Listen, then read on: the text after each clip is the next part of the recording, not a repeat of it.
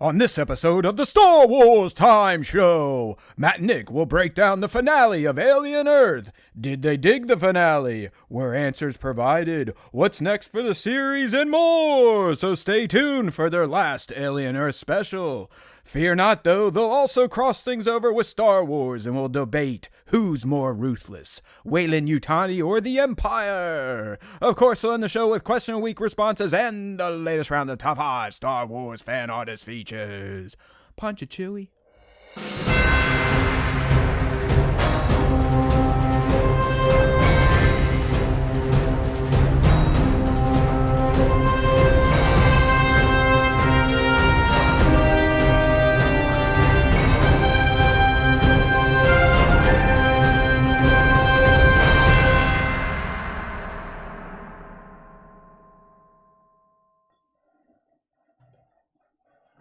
Hey now, everybody. Hey there, Nap Fan. Nap Fan said hi. Star Wars Time Show says hi back.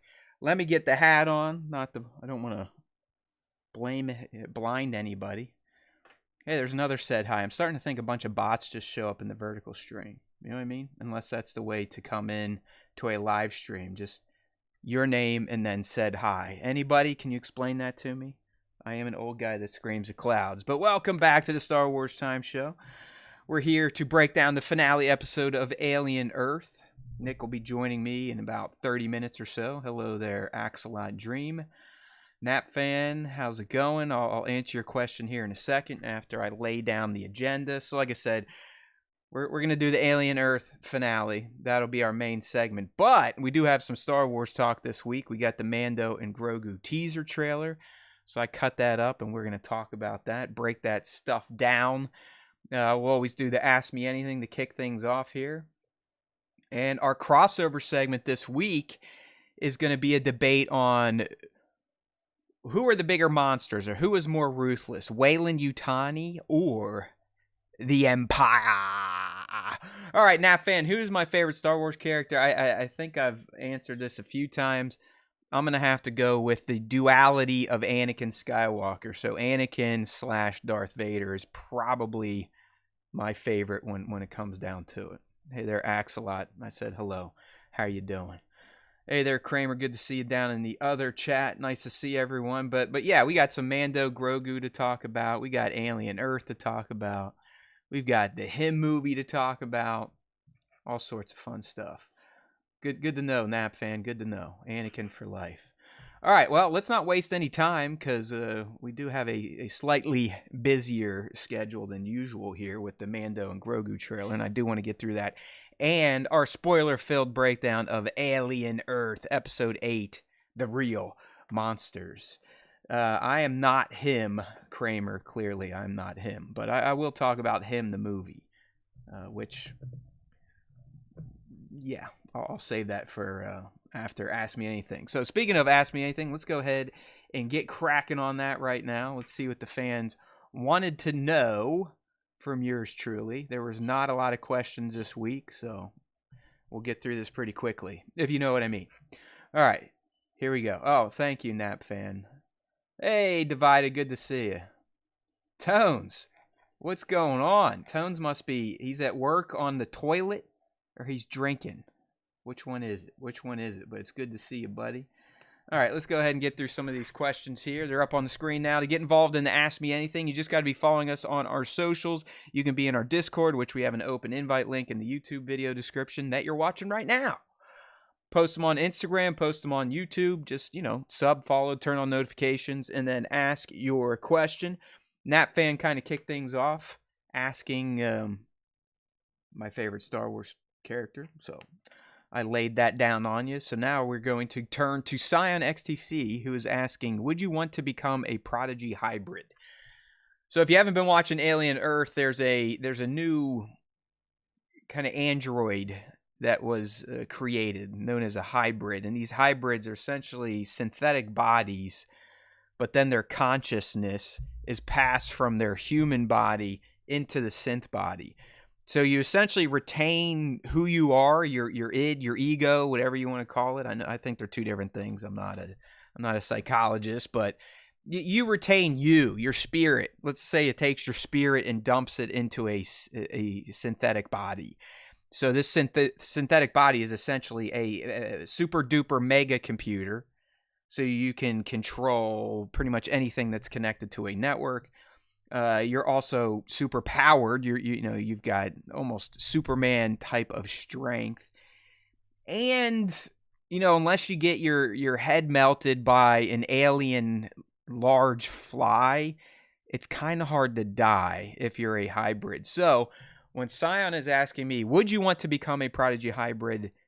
Yes, most definitely would want to become a hybrid. I mean, who would not want to retain who they are, but essentially get a version 2.0 upgrade? So I'd still be Matt. I'd still make a dumb podcast, a dumb live stream, but I would be super intelligent. I'd have super strength.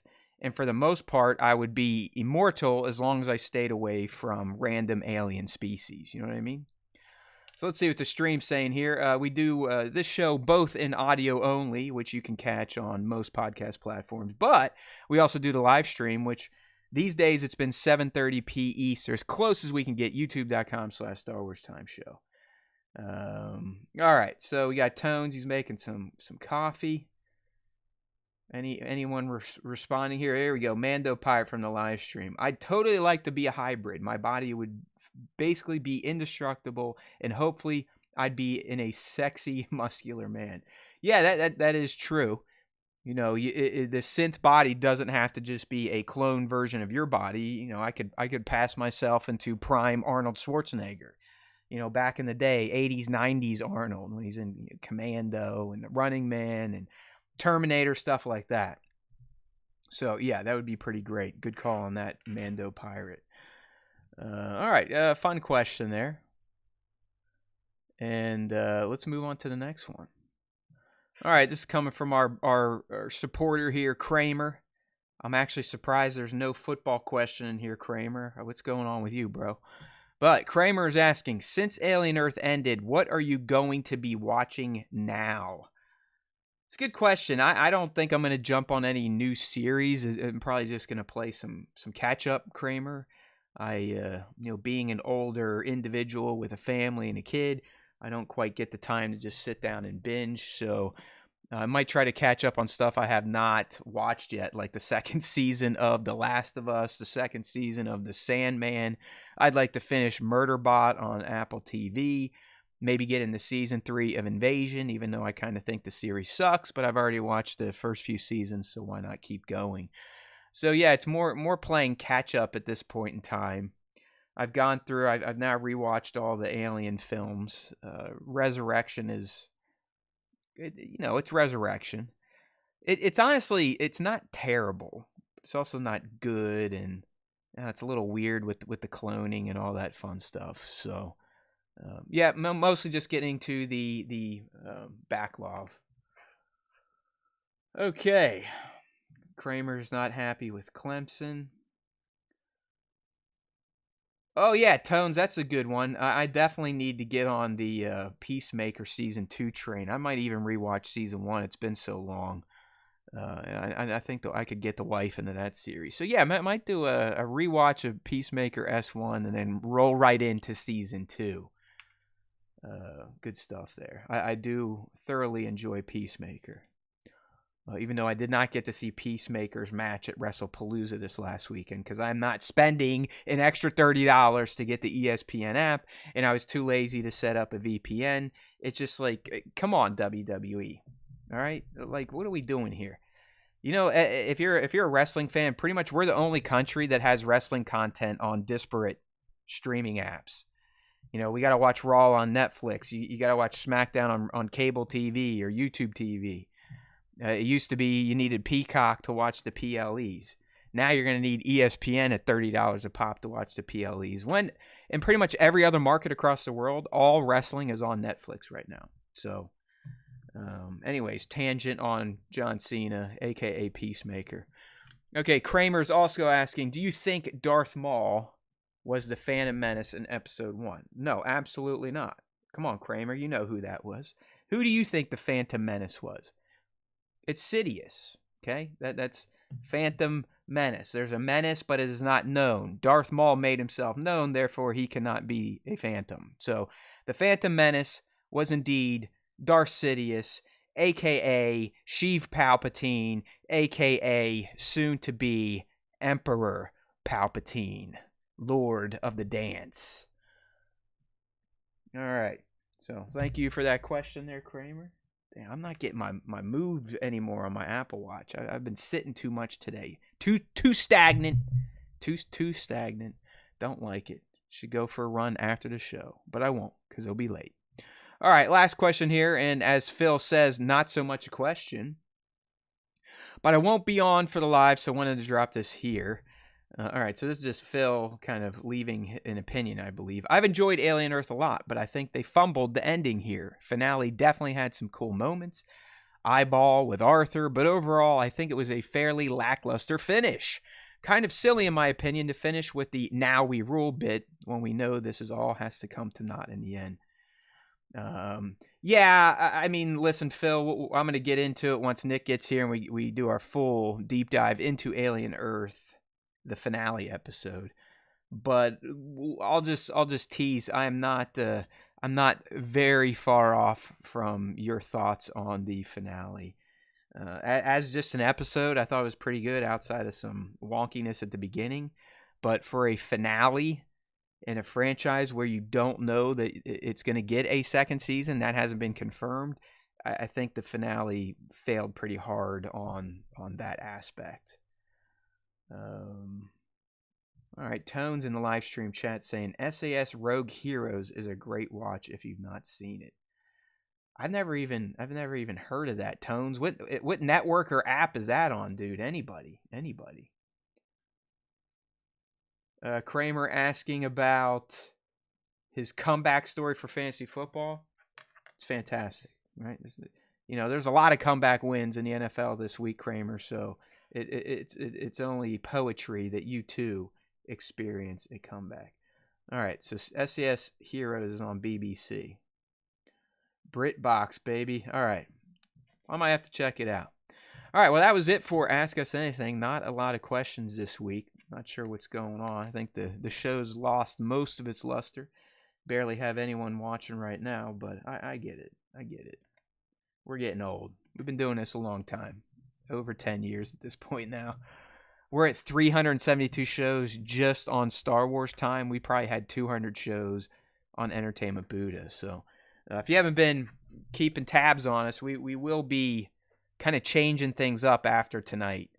We're going to go away from the 7:30 Wednesday lives and move to an every other week. So one week, Nick and I will record on a Monday together, and then we'll premiere the episode on Wednesday. And then the week after that, I'll do a solo live on Wednesday, just real quick to kind of check in, interact with the fans, or at least the fans that are left. And that's that. So just stay tuned to our socials, our Discord, YouTube. I'll put posts in the community section. But we're not going to have a show next week, more than likely. I hope to get a long-form video done on the true power of the Force. You know what I mean? True power of the Force video. I've been working on it for a while. Used AI to help me generate a bunch of assets with it. So I might try and do that next week since we're taking off from the show. But hopefully the week after that, we'll be back with a pre-recorded episode that's going to drop on a Wednesday with an instant premiere. So hopefully you stick with us. But the Star Wars Time Show definitely is going through some schedule changes over the next few months. We're probably also phasing out the website and just moving everything to Spotify in terms of the podcast, the audio-only version. We'll always send this thing to YouTube. All right? So that's that, my friends. That is that. Star Wars Time Show not going away, but it is going to morph a bit. You know what I mean? All right, so let's get into some other talking points before we get into Star Wars time. You know me, I like to do a little pop culture talk to let you know what I've been watching, if it's worth you checking out, or if it's a video game, if it's worth you playing. So last week I checked out the new release, Him. Was it Marlon Wayans was in it? I forget who the the star is. This dude there, no shirt, looking all swole, whatever his name is. I was excited for this movie. I mean, it was a movie about football, but it had like a horse slant to it. I was like, this could be pretty good. This could be pretty good. See you, Tones. So I checked it out. Went opening night, and the first half of it's pretty good. I mean, it's about this kid, this Cade something. He's like a superstar D1 athlete, getting ready to go to the league, and he gets attacked, and he can't go to the combine, so he ends up getting invited to essentially the GOAT, the best quarterback of all time in the NFL, not Tom Brady, whatever fake NFL is portrayed in this movie. But he gets invited to his kind of compound to train for a week to prove that, he doesn't need the combine. He can be the man himself. He can become the next GOAT and take the reins from the existing GOAT. But that's where things kind of go downhill. I mean, when he gets to the compound for the first few scenes at the compound, it's pretty good. It's tense. You're like, what the hell is going on here? Especially if you've seen the trailers. You've probably seen some of the footage, and it's disturbing.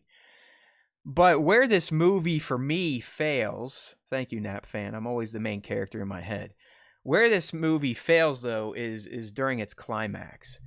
The narrative gets very lazy. It's not really clear exactly what's going on. Is there supernatural elements? It's all kind of glossed over.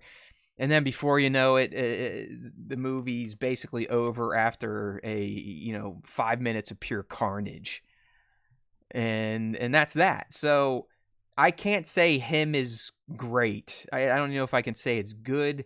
Him, unfortunately, is probably something I'd wait for it to release on a streaming network before you check it out. You're not really missing much, if you know what I mean. So unfortunately, Him did not end up being Him, if you know what I mean.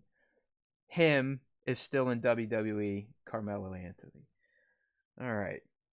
I'm going to keep checking the chat to see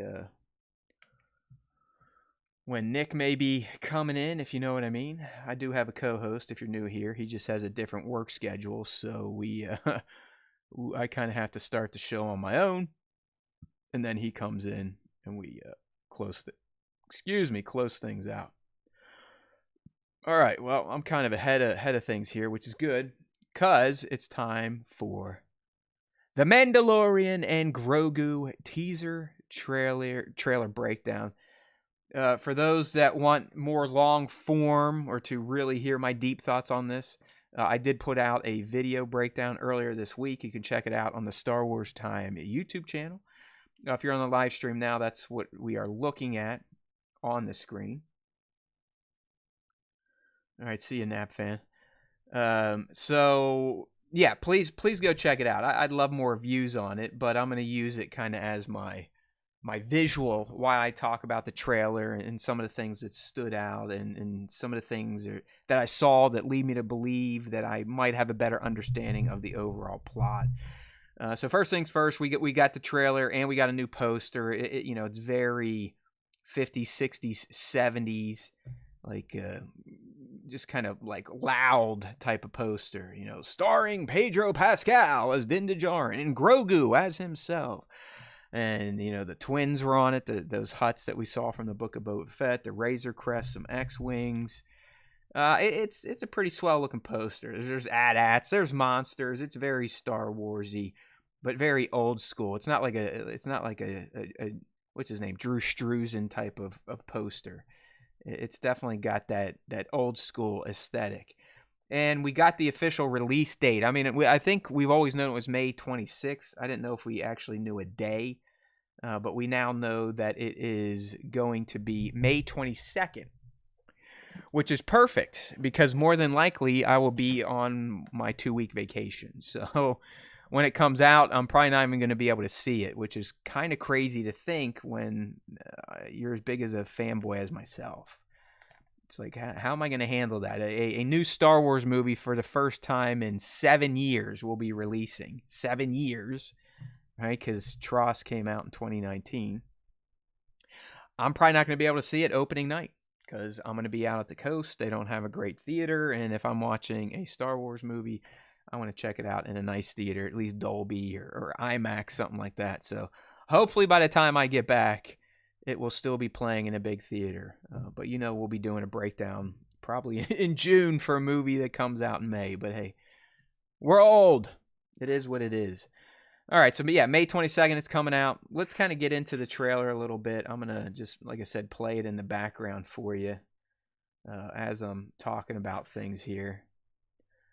But it's pretty clear early on in this trailer that, and I think we know this, I mean, Din and Grogu are essentially going to be contracted to work for the New Republic to help tidy up the Outer Rim. So the trailer kind of opens with the Razor Crest, which by the way, we better get an explanation as to how Din and Grogu are whipping a Razor Crest again. I hope it's a part of the movie itself. Honestly, I mean, I hope it's the opening of the movie. Maybe he steals it, works a deal for it, trades his sweet-looking N1 for it. I do not want the return of the Razor Crest to just be something that is glossed over. Here's looking at you, Alien Earth, in your first 5 minutes or so. You did a lot of glossing in that finale that I did not love. Oh, look at that. Divided is breaking out the new emoji, the Darth Zeno. That's right. We do offer channel memberships for as low as $1.99 a month. And if you sign up, you will get custom emojis to use in chat, like the Darth Zeno, Tic Tac Thrawn, the Golden Vader, the Drinking Grogu, and you get a little Vader cat next to your name. So thank you for doing that, Divided. But anyways, back to the Razor Crest. Like I said, I feel like them getting another Razor Crest needs to be fully explained and not something that happened off screen. So hopefully that gets taken care of in this movie. But like I said, I think they're headed to a Delphi base. I believe this is where Sigourney Weaver's character is going to be. She's either like I know in my video I called her Colonel Ward. Her name might be Colonel Bishop, which would actually be better due to her alien roots. Either way, she's a colonel in the New Republic Navy, Army, whatever. And I believe she is going to be Din and Grogu's contact. So the opening scene in the trailer, they're flying to a Delphi, probably to get a mission. Then it moves into Din and Grogu kind of scouting out an Imperial location. They're behind this dune. Grogu's got his little telescope out. And the way the trailer's cut, it does imply that they're scouting some sort of Imperial remnant base, which I believe they are scouting for or with Zeb, because later in the trailer we see Zeb fighting some people in a hallway that very well could be this building we're seeing through Grogu or Din's binoculars, if you know what I mean. So there's a good chance at some point in time Sigourney Weaver's character, Colonel whatever, is going to task them to help Zeb, or Zeb will be sent after the fact to help them on a mission she tasked them on. So it'll be interesting to see how that kind of plays out. Now, the trailer featured multiple parts with Grogu seemingly on his own, but with some Anzellans. So, those little Babu Frick looking people. I don't know if Babu is in this gaggle of Anzellans. He could be. Well, we can pretend he is, but this is still set probably 20 years or so prior to us meeting Babu Frick in The Rise of Skywalker. But it does seem in this movie that Grogu is going to have a bit more agency. He's going to be used more autonomously. It's not just going to be him and Din. He has to be with his dad or he's useless. So it does seem like Grogu is going to be tasked with missions on his own. Because remember, at the end of Season 3 of Mando, Grogu does get promoted to the rank of apprentice. So he's a full-on Mandalorian now. And it does seem like his dad is going to be taking him or tasking him with solo missions. And it just so happens that on these solo missions, he seems to be accompanied by other little aliens, the Anzellans. So it'd be interesting to see what he's doing here. He's in some he's in like some sewer system, so they could be scouting out a base. It could be somewhere at the Hutt cartel. It could be at that Imperial base that we saw them scouting out just a bit previously. All right, so like I said, there's Sigourney Weaver. She is going to be a colonel in the New Republic Navy. Although if you look at her badge here, her rank insignia, I think there might be 5. So is she a colonel, or is she a general, or is there a missing dot under her lapel? But either way, like I said, I mean, clearly Din and Grogu are coming to meet with her, and this is definitely on a Delphi base. This is the same bar we saw him roll up to in the Mandalorian TV show, especially at the end of season 3, where what's his name? He's played by that Asian dude. Man, I'm struggling here. He's played by that Asian guy, but he's an X-Wing pilot. Damn it. Either way, this is not a new location. This is a Delphi base. They're going to meet here. And it does seem like they've interacted before, because the Colonel knows about Grogu and his love of snacking and eating, because as he's trying to pull it towards him, she kind of stops it. So I don't know if we're going to see the initial meeting of the Colonel and Din and Grogu in the movie, or if it's just going to be something that happened off screen, and as soon as we see them meet the Colonel, their relationship is already going to be established. So, but there you go. Thanks, Mando Pirate. The guy I was talking about was Carson Teva. I'm such an idiot. I'm telling you, don't ever do stuff that could break your brain, drinking, other things like that, because it does start to catch up to you in your mid-40s, and I'm sure it only gets worse the older you get. But she's going to be his handler. And I know we've seen some behind-the-scenes shots of Sigourney, and she is in a New Republic pilot outfit. So I'm wondering if at some point she herself goes out to help Din. I don't think she's going to be in it. There might be some antagonistic things between her and Din, but she is not the antagonist. I do think ultimately the reason she's going to have her pilot suit on is because she might need to go help or bring a fleet to help based on whatever Din and Grogu cook up on their adventure. Okay, so as we kind of keep going through the trailer here, still no young Nick yet. Where's the next? We see Din fighting in a bar. We saw some stills from this a few weeks ago. I think this bar, this location, is probably going to be on the same planet as the arena scenes we saw in the teaser trailer with Rhoda the Hutt. I think this is going to be one of his missions. I think the New Republic is sending him to go check out Rhoda the Hutt, maybe talk to him and try to get some intel from him. And I do not think Rhoda the Hutt is the big bad. I think he's a mission asset. He's a mission priority. And I really hope this bar scene and the arena scenes we're seeing are taking place on Nar Shaddaa. I don't think we've ever seen Nar Shaddaa in live action. It is in Hutt space. It just makes sense that if we're going to have Hutts be a major part of this movie, which clearly they are, I'll explain here in a little bit, having it take place on Nar Shaddaa would be pretty rad. I mean, heck, maybe they go to Nar Hatta. Who knows? Either way, it would be a treat for Star Wars fanboys and girls, because, like I said, I don't think we've ever seen Hutt territory, Hutt homeworlds, Hutt pleasure planets in live action, if you catch my drift. But I do think this is where this fight is taking place. I think this scene is probably the same bar. He's looking for intel more than likely. Where can I find this character? How can I get into the arena? Stuff like that. So as things move on here in the trailer, we got our first cool little surprise. It depends on how old school you are. If you collected figures way back in the Kenner days, or maybe even during the Power of the Force days. But it looks like we have. I think the character was a Monomon. I don't know if the alien species is the Amani or the Mon-A or the Amon-E, but that lizard-looking thing in the water during the trailer, that is a live action version of Amanaman, who was a figure or kind of a puppet character you might have saw in Jabba's palace, I believe, back in Return of the Jedi.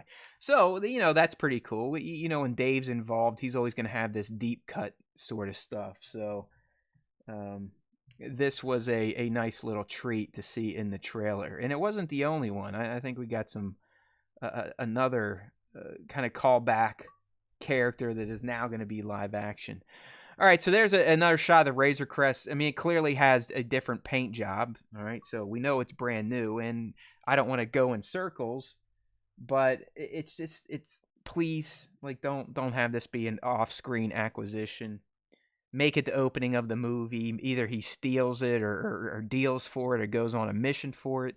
Maybe that's his reward for the first mission for the Colonel. He gets another Razor Crest. Who knows? But anyways, this scene, it's being chased by what very well could be vulture droids. Now, the footage was going too fast. I mean, I tried slowing it down and getting a good screenshot. It looks like a vulture droid, okay? I can't say for sure that it is, but it definitely feels like a vulture droid, if you know what I'm talking about. Uh-oh, look who just joined the room here. We have a live stream all-star. Bango is in here. All caps, dropping the F word. Good to see you, buddy. Good to see you. It's kind of quiet today. Just going through the Mando and Grogu trailer breakdown right now, waiting for Nick to show up so we can get into the Alien Earth finale. No, you don't think this is a vulture? What do you think it is? I don't think it's a TIE fighter. I mean, if it's a TIE fighter, it'd have to be like an interceptor or something with the longer, pointier wings. So I'm sticking with a vulture droid, bro. All right, you can stick your theory in your pipe and smoke it, if you will. Okay, so moving on past that, we got a shot of Grogu. No, he can't swim, or can he? He seems this shot of him in the water where he's got a little pissy face on. It looks like he's about to drown. This very well could be from the same scene as that Amanaman. Okay. The Amanaman's in kind of a cave-ish looking pool, and then Grogu too is in a cave-ish looking pool. So who knows? Maybe this is one of Grogu's solo missions, and he gets himself into trouble dealing with that Amanaman, and then he's about to drown. But luckily enough, he can swim. So like I said earlier, just expect Grogu to be doing some missions on his own in this film versus what we've kind of seen before. You gotta like that ad popping up there. All right, so I think this is probably the scene that got a lot of people amped up from the trailer. It's clearly Zeb, Zeb Aurelios from Star Wars Rebels. He's been live action via The Mandalorian. For some reason, he was not in Ahsoka. No one's ever going to figure out that decision. All right, let me take a pause real quick and bring Nick into the show. We can kind of finish this breakdown as a duo here. Young Nick. Hello. Oh shit, I don't hear him. Uh-oh. There we go. Uh-oh. I got you. I forgot. It's a little trick we did last week. I did not remute. All right, Nick, just to get you caught up where we're at, I'm about halfway, if not 3/4 of the way through the Mando Grogu trailer breakdown. We're at the scene where it's clearly Zeb wall running and bashing some troopers in the face. I personally believe this is the same location that we saw Grogu and Din scouting towards the beginning of the trailer when they were looking at Imperials outside what seemed to be like a remnant type of base. So I'm thinking Zeb's either with them on this mission, or they're sent to help Zeb out, or Zeb is sent to ultimately help them out. But it does seem, what I've been saying, that the Colonel, played by Weaver, is going to be their contact. She's going to be sending them out on missions for the New Republic in the Outer Rim. And I believe one of his main missions outside of this Zeb one is going to be infiltrating something about the Hutt cartel. So we'll pick up from there. Yeah. Cool. I mean, I think that this is probably kind of leaning towards what we had discussed previously, which was in the direction of like this kind of kicking off the Rangers of the New Republic, or what would have been the Rangers of the New Republic type of deal. So interested to see, what their role is, like what Zeb's role is here. If he's just kind of like you said, like, oh, he, either he was sent out to help them or they were sent out, or vice versa. Or But I Nick, do think that he could be shadowing, almost like, hey, could be. we don't fully trust them. Can you watch? I don't think that's what it's going to be, but yeah, I think it's going to be one or the other. He's either working with them or they're trying to help him out. So, the other point I was making about this trailer, and this might make you happy. I know you still want him to talk, but it does look like Grogu is going to be kind of on his own for a few scenes or missions, and when he's on his own, he seems to be rolling with the Anzellans. I don't know if Babu Frick is one of them, but he's definitely in a crowd of Anzellans, the ones he met back on Navarro more than likely, in what Mando season 3 when he got his IG-12 mech suit. So he's not just going to be cuckoo caca cute comic relief. I'm sure they're going to use him for that, and just he likes to eat. It does look like he's going to be out on missions, possibly leading missions, doing things that Din can't do due to his diminutive size. So, what else was worth talking about? We got a U-Wing coming to pick up Din and Grogu. Is Zeb piloting that U-Wing? Is it the Colonel? I don't know, Nick. We have seen the Colonel, played by Weaver, in a New Republic pilot get-up. So this could be her ship coming to kind of save the day, if you know what I mean. Definitely, yeah. Let's talk about this hut stuff, because I think I'm starting to get a better picture based on this trailer, and just want to see what you think here. I mean, clearly we've seen shots of who we think is Rhoda the Hutt in what appears to be a gladiator arena. Now we actually get it. We see that Din and Grogu are in fact not fans, but they're spectators. They're kind of watching whatever Rhoda just did, and Din says something like impressive and yada yada yada. They're there just kind of checking it out. More than likely scouting him. I have a feeling they're trying to get information from him, because this is the shot that got me thinking. And for those of you that might be listening, it's the shot in the trailer where Din is fighting essentially trans fucking formers. Okay, kind of cool for Star Wars. But if you look at that logo on that door, that is the Hutt cartel insignia. So it seems Din and Grogu, either directly or indirectly, because their initial mission goes sideways, they're trying to infiltrate a Hutt cartel base. And I do not think it's Rhoda the Hutt. I think the whole reason they're going to this arena to hopefully talk to Rhoda is to get intel about his aunt and uncle, the twins. I think the twins, Nick, they might not be the main antagonists of the Mandalorian Grogu, but they're definitely going to be an antagonistic faction. And the reason I say this is, A, they're trying to break into a Hutt cartel location. Is it Jabba's palace? Is it on Nar Hatta, Nar Shaddaa? Who knows? But if you look on the poster release in the bottom left corner, the fucking twins are there. Okay? So could we argue, because it seems like Rota becoming a gladiator might have had a falling out with his dad in the cartel side of the Hutt family? Could we argue that maybe the twins are up to some shenanigans, maybe trying to reclaim the Hutt territory on Tatooine now that Boba Fett's gone, or they're just mucking shit up in the Outer Rim and the New Republic kind of wants them maybe not taken out, but quelled or tempt down a little bit?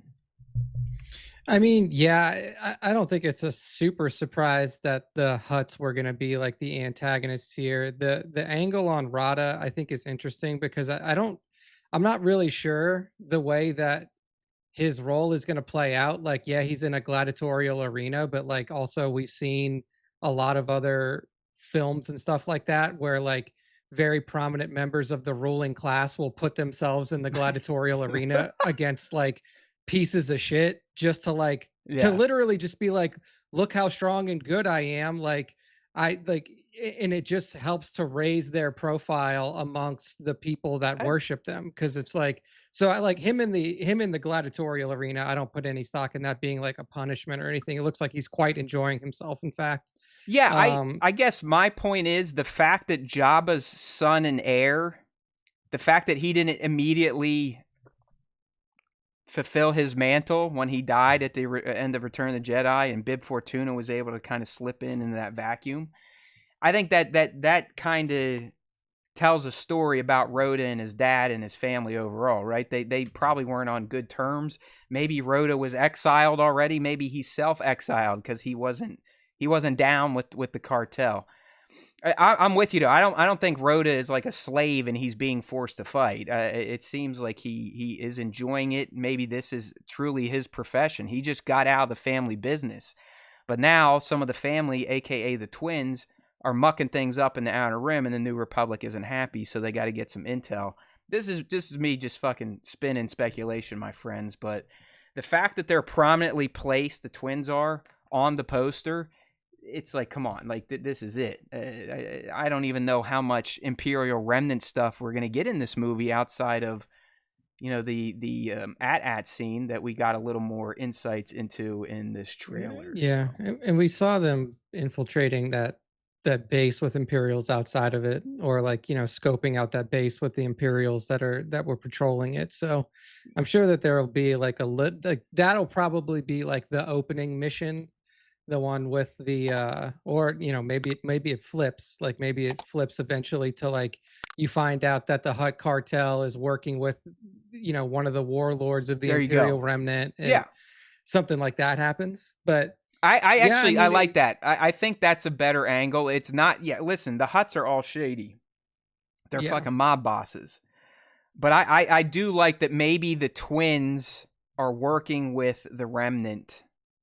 Or vice versa, you know what I mean? Like to kind of cause chaos in those Outer Rim territories that we know the New Republic struggles to kind of police. I mean, that's been the whole point of the Mandalorian and the Ahsoka series. Like during this timeline, just a few 7-8 years past the fall of the Empire or Return of the Jedi, it's still fairly lawlessness the further away you get from the core of the galaxy.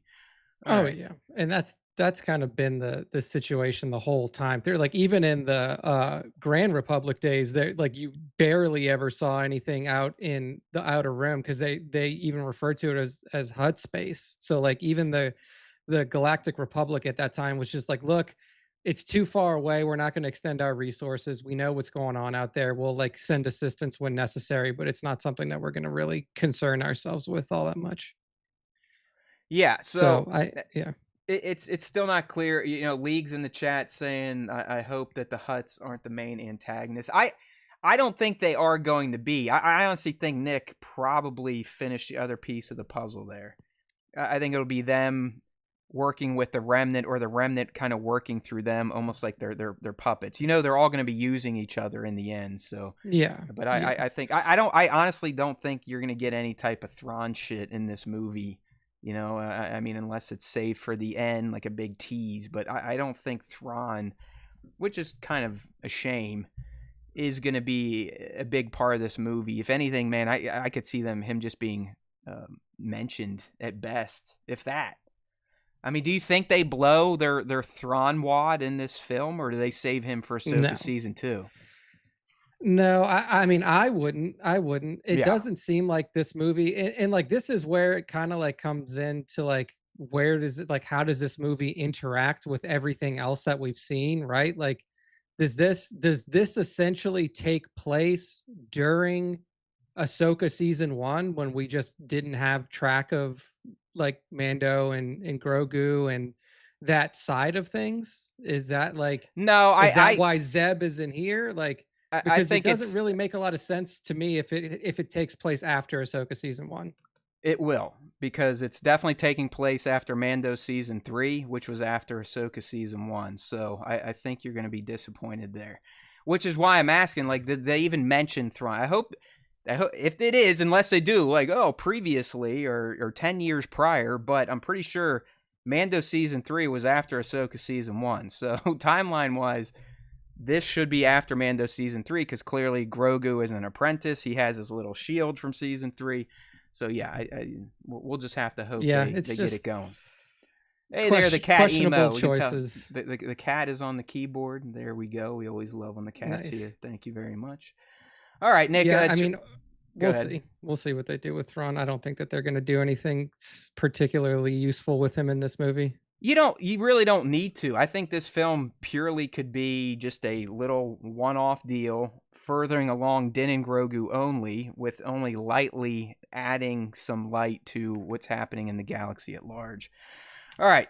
So in the trailer, when it comes back, now Din finds himself in the arena, and he is fighting the second old school creature alien monster that is now getting their live action debut. Nick, I mentioned the first one was the Amanaman, that kind of big hooded lizard looking walking king cobra thing that we see in the lake. And then in this arena, I'm almost positive that Din is fighting a Dejeric game piece, aka the Mantilian Savrip. So that's that lizard-looking thing that seems to be wearing a vest on the Dejaric table. But it does look like he's going to be a live-action gladiator that Din is going to have to fight. So why is Din fighting? You can only guess that he gets himself in trouble or found out as he's scouting Rhoda the Hutt or something like that. Or maybe Rhoda's like, hey, I'm not going to talk to you unless you prove yourself in the arena. I mean, for all we know, Rhoda could be running this arena. You know, it's his thing, kind of like the Roman emperors. And he's like, you want information from me? You want me to work with you? You got to prove yourself to me in combat. But it looks like Din is not going to just get to enjoy himself as a spectator at this gladiatorial event. He will be fighting a Savrip. Yeah. Oh shit. Yeah, I really do think that the whole arena thing is like Rada's. That's like his bag. Like he just likes this kind of shit. Yeah. Yeah, I mean, it makes sense. He's like, you know what? I don't want to be a full-on mob boss, but you know what? I will run a gladiatorial arena that people can bet on, and I'll have casino games and slot machines, stuff like that. He might be like a Zero the Hutt a bit more, you know, more entrepreneurial, trying to do things on the up and up. I can't hear Amanaman without singing the Muppets tune. Nice bango. Nice. All right, so Nick, the trailer kind of wraps up with some stuff we've seen before. We get this AT-AT caravan. There's 3 of them. Din and Grogu clearly get into one and blow it up. We see him kind of jetpack out, and then it crashes itself off the side of a cliff. This reminds me very much so of a scene, I believe, from the Bad Batch, where they had a bunch of separatist tanks lined up, and they take one out and kind of drags off the ass. But that's really it. I mean, it reminds me a little bit of Solo too, just the snow mission and Solo. And well, yeah, I mean, we talked like this could very well be Vandor. I mean, it doesn't look like Hoth. It does look a little bit more like Vandor. But the trailer kind of ends again with Grogu on a separate mission with an Anzalin. They encounter some sort of one-eyed sewer rat. And our little dude, he's got himself a gauntlet and shoots some sort of green jizz out of it and gets it on his eye. And then at the very end, the Anzalin says, good shot, baby. And that does look like Babu Frick. I'm not going to lie. I'm pretty sure that is Babu based on his headpiece. But you can see, I mean, Grogu, he's got his chest plate. He's got a gauntlet, which is pretty cool. I mean, remember, he's a Mandalorian apprentice now, everyone. He's no longer a Jedi. Yeah. He doesn't have a lightsaber. He's got to use the means and methods of his culture and his clan. So that was that. I mean, it was a nice short teaser, not a lot of speaking. In fact, Grogu or the Anzalin was the only one that dropped a line in this trailer. So May 22nd, I'll be on vacation, Nick. I'm already, it figures 7 years. Took 7 years to get a Star Wars movie, and I'm not even going to be able to see it when it releases. How do you feel about the summer release? I mean, like it is proper Star Wars release time. I mean, before the sequel trilogy, Star Wars was always a May release. I mean, it was a May release when it first came out. And then the prequels confirmed it was a May release. So I can't hate on that because it is very traditional. But it kind of sucks for me because it's literally going to be during the first week of my 2-week break. And I'm never here. I'm not going to go see it where I'm at, which means I might not even get to see it on a Dolby screen by the time I get home. So I'm kind of like, fuck, dude. What about you? I mean, I know you're not going anywhere, but do you like it coming back to May, or do you wish they were December holiday treats?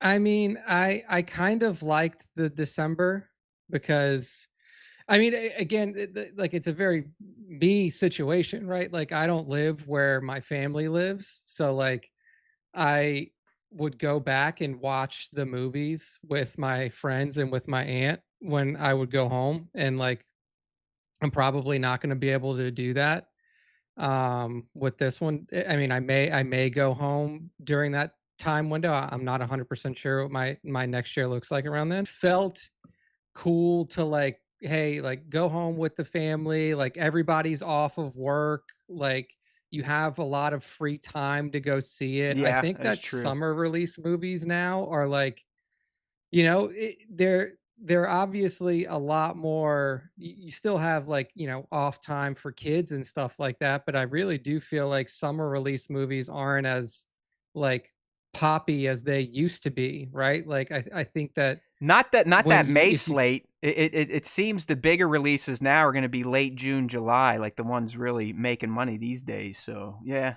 Yeah, so I don't Oh know. well, I'm not sure how I feel about it. we don't We'll get to see though. decide. All I can tell you is that the Star Wars Time Show probably will not be discussing it for many weeks after it came out, when no one gives a shit anymore, because that's kind of going to be our new mantra. We'll get to it when we get to it. For example, the Lego series Rebuild the Galaxy season 2. Wait, I haven't fucking watched it. I know Nick hasn't watched it. So I didn't watch the first one. yeah. So that it more than likely is going to be our main topic for the first pre-record episode coming up in 2 weeks. Remember, we're not going to do anything next week.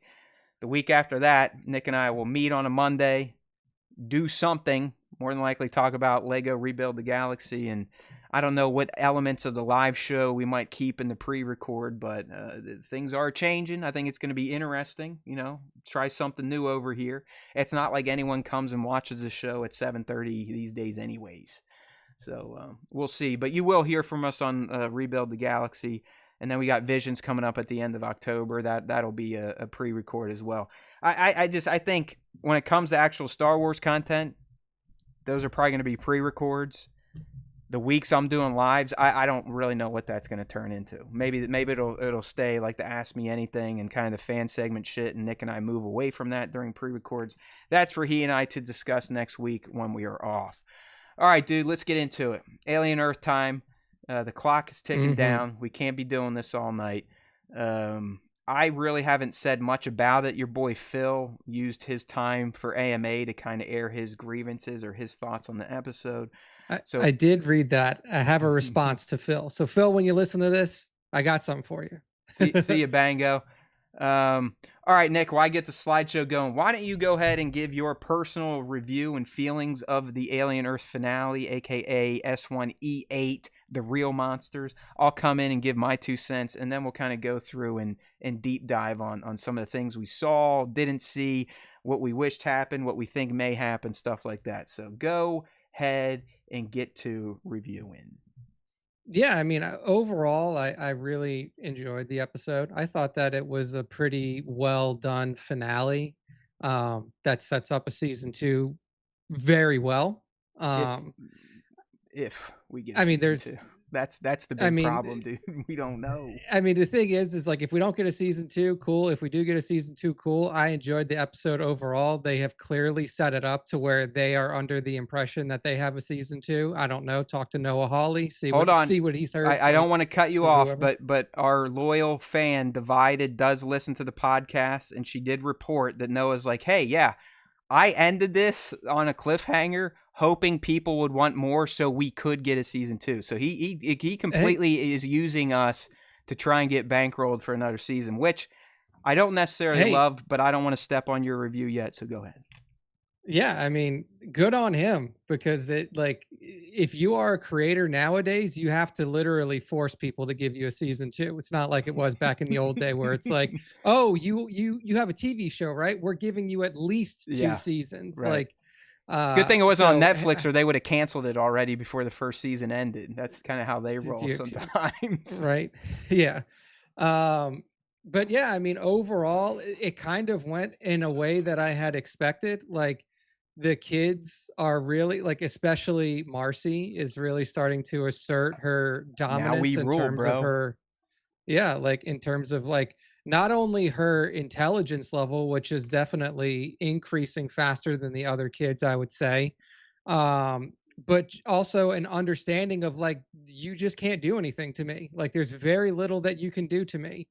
And she, like, having control of a xenomorph is a big plus to them. So I really enjoyed the scene where, like, the scene that we're seeing on screen right now, where like all of the kids are in the cell talking through what they want to do, how to go about this, and then they all get on the same Oh page. yeah.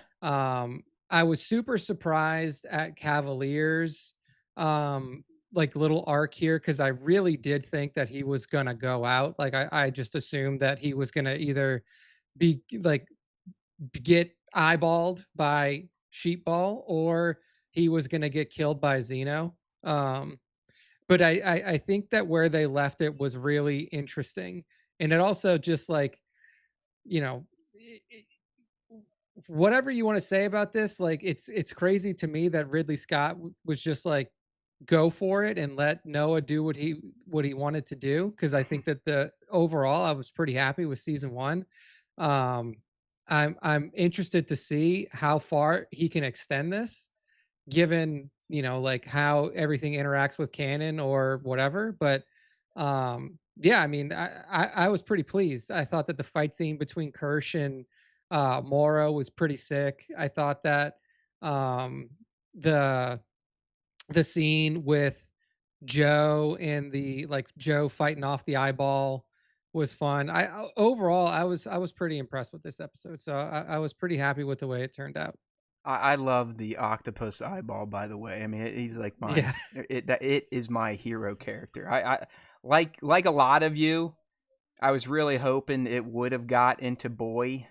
Like I feel like that's how Boy needs to go out. I don't want him going out with a Xeno. We even talked about this last week. We're like, he should be taken out by that eyeball, and there's still potential. But okay, here we go. I'm a little different than young Nick here. I'll explain why. I'll tell you what. I did not like the opening at all. I didn't like that they just completely fast forwarded from the end of episode 7, just glossed over that standoff. Oh yeah, Nibs is fine, no problem. Like, she doesn't even have fucking scars. She's just hanging out in the bird cage with the rest of her hybrids. The Xeno is just out causing more havoc. I just did not like that opening. I think they skipped too much, in my opinion, from the end of episode 7, and just reset the game board, if you will, to have another short episode for us to watch. So I did find it odd that we didn't just pick up in the current timeline, pick up right where last week ended. I think there's too much glossing there. In the end, my last note was, seems like an unfulfilling end overall. And again, I'll explain why. Like Nick, if there is a season 2, I think this ended very well. I think it moved some of the plot points closer to revelation without revealing much. It's got the characters in an interesting spot, all of them, the hybrids, the adults, if you will, Weyland-Yutani, the Xenos, the eyeball. I mean, everything's set up for more storytelling. The problem is, we don't know if there's going to be more storytelling. So just like, when we all got upset that the Acolyte was waxed after season 1, even though it was specifically setting up some interesting storytelling for future seasons, that I kind of felt the same way about the end of Alien Earth here. It's like, we really didn't get any resolution. Not a single plot narrative was resolved at the end of this season. I guess you could argue the hybrids came into their own, but that to me wasn't even one of the main plot points. We still don't know the resolution of Prodigy. What's going to happen to them? What's going to happen to this island? What is Weyland-Yutani going to do? What's the eyeball going to do now that it's in Arthur's body? Who even knew the eyeball could reanimate dead corpses? But here we are. What happens now? I mean, literally, Prodigy is going to be encircled by Weyland-Yutani. Do the hybrids team up with the adults? Did the hybrids try to take everyone out? I feel like there was too much left open at the end with no guarantee of payoff in a second season. So fingers crossed we get a season 2. That's going to make this finale feel better to me. I do think it was a good episode. Where my problem is, Nick, is for a season or a potential series finale, it left way too many of the major plot threads open. And the just fast forward opening to the episode turned me off a bit, but there was plenty to enjoy here. Like you said, good action moments. I still need someone to explain to me how Moro got his garbage can off his arm. Like he took the key off that guy. Okay, well, like they didn't make it clear he killed enough. That guard. Because you see him take the key out of his pocket and then like do whatever on his arm and take it off. Either way, it's like, okay, he's just fighting Kirsch now, and he's fine. Moro committed the great sin. I don't know if we want to call him a villain. I kind of like the guy, but he is kind of an asshole. But when he had the upper hand, he had to go into a monologue to give Kirsch enough time to kind of flip him over and pin him. The other thing, like, dude, we talked so much about the mystery of Kirsch, and now he's a quadriplegic, and he seems like he's just another fucking android, It's like, okay, where's the payoff on all that stuff? He's literally laying on his back and can't move by the end. So it was stuff like that being glossed over or not resolved, and just now we rule, cut to Pearl Jam. It's like, all right, dug it, but if we don't get a season 2, no, go fuck yourself, quite frankly. Yeah, I mean, I think in this age, that's just the norm now. Like, you're not going to get season 2s more than half the time. I mean, I'm used to it from Star Wars, where it's just like, all right, this is over. We probably won't see it again. See ya. Like, I've just gotten to the point to where it's like, enjoy what you get. And then if you get something else after it, that's pretty sweet. If you don't, hey, at least the guy who made it had fun making it. Like, definitely a lot of unresolved threads, like you said, but I don't give a fuck. Yeah, that's fine. That's, again, we're not twins attached at the head, so we don't have to share every view equally. But listen, you could definitely argue that, hey, if this is the only season, it is what it is. But to me, the way it ends, the major cliffhangers, it definitely could have been way better with more finality if he knew it was just going to be one season. So we'll just have to kind of sit and wait and see what happens. It is really the first time I kind of went around the internet and looked at what people have been saying about this franchise, and apparently we are way high on it compared to most other people. I've seen some like alien purists just flip their lid over this series, and they kind of like fandom menace on it, and that'll make sense to anyone that is a Star Wars fan. So yeah, who knows? That just seems like the internet now. But yeah, I mean, I'm not a huge, I don't know a ton about Alien. I've seen most of the movies. I've seen everything except Romulus. I thought it was fun. Thought it was interesting. I am interested in a season 2. I hope that it has the viewership numbers and the trust from the programmers at Hulu and Disney to give it a season 2. And we'll see where it goes. But yeah, I mean, I'm still considering canceling all this shit anyways now that we got through Alien Earth. So I don't give a shit if they brought him back or not. I kind of needed something like that to call some of my streaming platforms, because I've fallen back into the rut where I just pay for it and don't use it. So might be killing my bundle here in a little bit. I guess after October, and then I'll kill it. Yeah, and then you resubscribe when Shadow Lord comes out. Yeah, exactly. Just start paying for like a month or something. Yeah. Okay. Some things I want to get into. I did like, even though the opening was fast forward, I did like that it started with the crab kind of squaring up with a xenomorph. I thought that was funny. It's like, you want some, dude? Come on, I got my pinchers out. But I will tell you, man, I feel like the Xeno suit was exposed a bit in this episode. They're like, especially out in the daylight shots, it's like, okay, I really appreciate practical effects and creature costumes and makeup, but it's like, especially when he was with the crab, you're like, yeah, that's a fucking human in a rubber suit. It's like, holy shit, dude. Like, come on. You could see, like the rubber folding over from him being on his haunches. Is like, why don't you film the Xeno scenes in the dark hallways? That seems to work better for a suit being worn by a human. What else we have? I really enjoyed Wendy in this episode in particular, in the way she just kind of took control and realized her power. She had agency, I mean, she's like, you know what? Fuck this. Maybe they should be scared of us. They should be afraid of us. And she just starts clicking from the cell, knowing that it's going to travel out to her pet. She starts messing with the radio signal. She starts getting into the cameras, the door locks.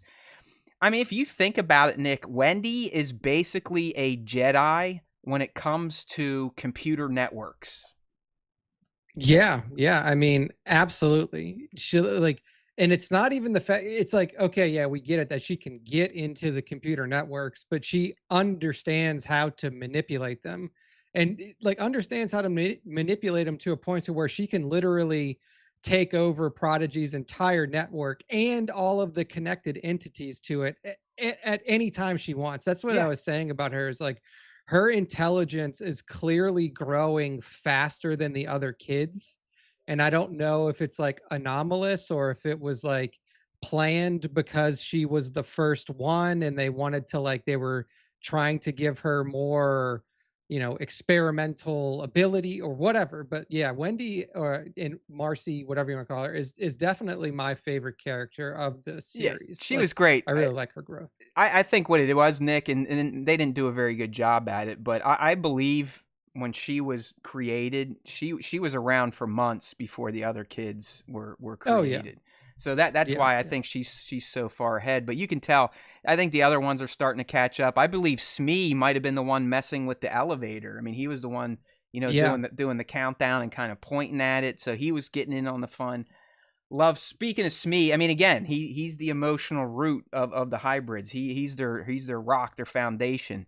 While he wasn't as childlike in this episode, it does feel like they all kind of grew up a little bit, especially at the end when they're all walking out together and she's kind of handing out the missions. But Smee still was the one to kind of put his arm around Wendy when she was looking at Joe, her brother, and be like, "Hey, it's all right, man. He's one of us. You don't kill your brother." Basically, is what he was saying. Like, don't kill your brother. So you can always rely on Smee to try to do the right thing or be supportive of people. Real quick. And I mean, ultimately, go ahead. This is way off topic. Bango, the thing you're talking about, the end of Foundation, are you upset at the switch of the mule's identity? That's all I need to know. All right. Sorry, Nick, go ahead. Yeah. I think ultimately with, oh shit, I forgot where I was going. Yeah, never mind. I lost my train of thought. Go ahead. Yeah, well, Mando Pirate saying, I'm surprised Kirsch couldn't just repair himself and get back up. Yeah, remember, these aren't Terminators. They're while they are androids, I mean, look, they have fluid in them. They're very organic looking. Go back and watch some of the original movies with Bishop, Ash, and Rook. I mean, the alien synthetics, they're made to look inside as organic as possible. They're not all mechanical. They've got like mushy parts in themselves. So they can't just self-heal, unfortunately. Yeah. I mean, the Kirsch angle was pretty interesting. I'm not sure how, obviously he can't self-repair, like you were saying, like a T-1000 or something like that, where it's just like he's fine. Like he's gonna have to have somebody actually come in and repair him. And then ultimately what I think might happen is does he try to start manipulating the kids to be like, look, I'm just like one of you. I want to help you guys. It was always my plan to go against Prodigy, blah, blah, blah, blah, blah. I'm very interested if there is a season 2 to see what Kirsch does in particular, because he is the one to me that feels like he could get on their good side way more than, like Cavalier and Sylvia and all. all the I rest mean, of them. Kirsch never really treated them like shit. He kind of treated them as kids, but robot kids. He's like, listen, you're not humans. Get over that shit. Be more like me. And but he would give them the respect. But he also, let Toodles get his face melted off. Just watch that on camera. So Kirsch, I still think there's something going on with him, but we may never know at this point in time. Yeah. All right. Sorry, Bango. I'm like so entrenched in Asimov's foundation right now. I'm almost done with book 3. I bought book 4 and 5. I'm absolutely loving it. I do see now how different the show is, but I also dig the show, and I think I understand more why the show is doing what it did. But I agree with Bango. I'm not going to say much, but the end of Foundation, they make a very drastic choice that doesn't make sense. Anyways, I don't want to tie up too much more time on that. What else we got? What do you think about Morrow now, Nick? Do you still kind of feel for him a bit, or are you kind of like, you know what, he is just kind of an angry shithead? He might not be all machine, but he still is kind of operating with one and zero view of the world. You know what I mean? Like, you're either with me or against me. It's very Sith-like. I never felt for him. Okay. Like, shitty things happen to people all the time, motherfucker. Like, guess what? That's just fucking life. Doesn't give you the right to be a piece of shit to everybody else. So, I didn't feel bad for him then. I don't feel bad for him now. I think that he is just generally a piece of trash who, like, just is only interested, regardless of what the outcome is, and giving Yutani what she wants, even though he can see how destructive these things are, and he will go to the lengths of killing other people to secure killing machines for somebody else. So Morrow has always been and will always be just a piece of trash person to me, regardless of whether he is a cyborg or not. Yeah, Like, I mean, League brings up a good point. League saying, speaking of Terminator, Morrow reminds me of a Terminator on a mission. He will not stop with the mission until it's fulfilled. Yeah, I mean, he's very loyal, and he calls her, what does he call her? Yutani Younger, Yutani Youth, something like that. He's got a name for the new Yutani, because you gotta remember, it was her grandmother that initially that saved Morrow and sent him on the 65-year Maginot mission. Yeah. And I mean, like, the thing with Morrow is like, he's not a Terminator. Like, your closest facsimile to a Terminator in all of this is the androids, are like Kirsch and David and all of them. But like, this is just a dude. Like, this is a dude that has some fucking robot parts in him, and he acts like an emotionless piece of trash. Like, yeah, he's pretty hardened. There's no doubt. I mean, I like when he went to Slightly, like, I didn't hurt your mom. I'm glad Slightly was resolved in his mission to knock him out again. I'm actually surprised he didn't just cave his skull in. You do have to wonder, I mean, I guess they are technically still kids, but why even keep the adults alive? I mean, for story purposes, obviously, but why the hybrids even need them at this point in time? Just to have fun, to torment them? I mean, what's the point? Have they killed a human yet? I don't know if they, like... Nibs has killed a lot of humans, for sure, and you could argue Wendy, through her pet, has also murdered dozens of humans. Yeah, I mean, I don't know if it's like they're trying to get something out of them. Yeah, it's weird. It's like, come on, you got the people that you all think have held you back. So why are you keeping them in a cell? Just take them out. Well, it was interesting, the exchange between Morrow and Hermit to realize that Hermit technically is a cyborg himself. I don't think any of us really thought about that way, because he's got that artificial lung in there. So there was that. I don't know about you, Nick, but did you initially think that Boy's 6-year-old created synth was Kirsch, or did you know it was going to be Adam, the bald guy that's always been his advisor?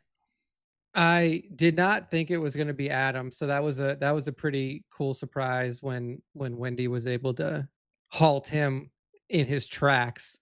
Yeah, I did think, like I said, she's a technological Jedi. I mean, literally puts her hand out and can make technology do stuff. Yeah. So I didn't think it was going to be him. I mean, honestly, you probably should have figured, because he was like, then the android became my father, and it's like, who is that father I figure? Do know. we I know a went father right to figure? Kirsch. I went right to Kirsch, and then it's like, oh, you know Yeah, what? It's got to be fucking Adam. Sure enough, it yeah, was. yeah, But it was kind of cool to get a little bit of that backstory about Boy. You know, yeah, he yeah, was essentially came from nothing, had a drunk dad, and then Wendy kind of made the full circle uh, with psychotherapy diagnosis. Basically, like, no, you've never been a kid. You've been a man since you were born, and you know, just an angry, petty piece of shit, essentially. But then she keeps him alive. You know, I did like the hybrids kind of squatting up. You know, before this, they're all a little disparate. You know, they kind of had their yeah, factions. Smee and Slightly was slightly kind of doing the weird shit. Curly wanting to suck up to the humans to be the favorite. Nibs, the emotionally distressed one, and then Wendy, kind of the old sister, dealing with emotions. Her organic brother, but they eventually, very quickly, Wendy convinces him like, "Yo, we're a fucking squad. We're gonna take control. Obviously, now we rule at the end." What'd you think about Slightly and Smee kind of having a an after action report? Like, yeah, that was kind of screwed up, but Slightly was like, "Hey, man, it's not our fault. It's not our fault." And then eventually Smee's like, "Yeah, it's not our fault. It was what they made us." yeah, It's kind of a bit of a dark turn. That is one way to yeah. justify wanton murder, if you will.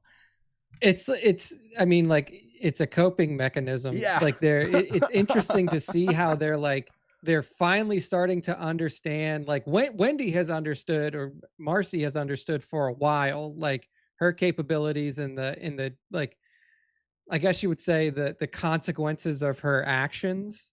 Like, she seems just like more mature in that sense, but now you can see that everybody else is starting to really Oh yeah. have a grasp of that.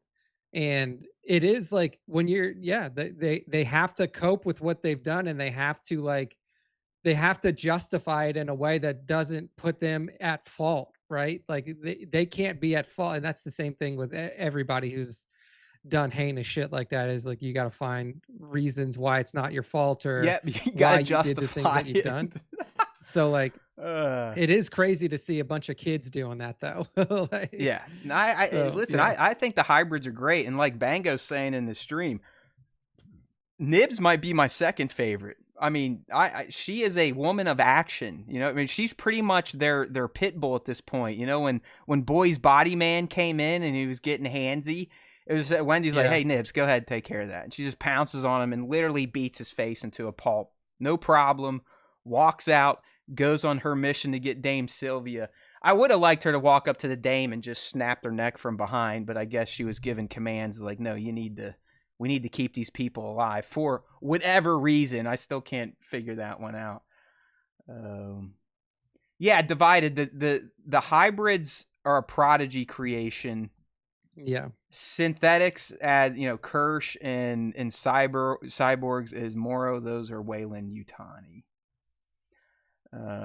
Yeah. Okay. Here we go. What else we got here? The eyeball. I mean, my one note on the eyeball, Nick. I just said poor eyeball. I kind of felt bad for him. I mhm, kind of was hoping he would have gotten to Joe's face, or a better body than a essentially a rotting corpse that is being eaten by crabs and has a chest wound. So he tried his best. He got punted a few times. I mean, I'm surprised how yeah, resilient he is, Nick, because he's a fucking eye that has octopus yeah, legs on it. You would think Wendy kicking it would have just exploded his ass, but no. He can move fast. He's got strength. I mean, the little chase scene with him and Hermit was pretty great. And I'm yeah, not gonna lie, I was rooting for the fucking eyeball.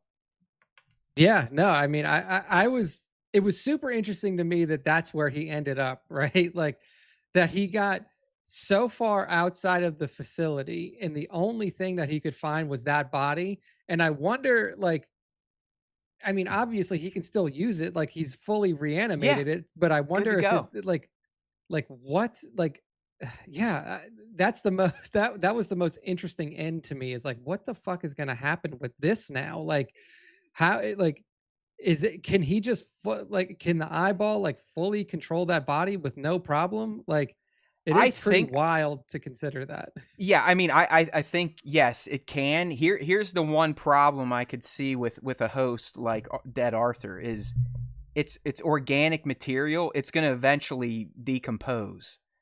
So I think while the Teocellus can reanimate dead flesh, I think it's on like a time clock when it's in a body like Yeah. that. So, but hey, listen, it's essentially a main fucking character at this point in time in this series. I mean, if there's a season Yeah. 2, you have to bring back the eyeball has to be a player. I love it. It's I like really. what's its I end wanna goal hear though, what it Nick? has- Is it yeah. there to kill the Xeno? Is it there to take over Earth? I mean, what do you think its main purpose is? Is it just a murderer, or is it does it have a master plan because of its intelligence?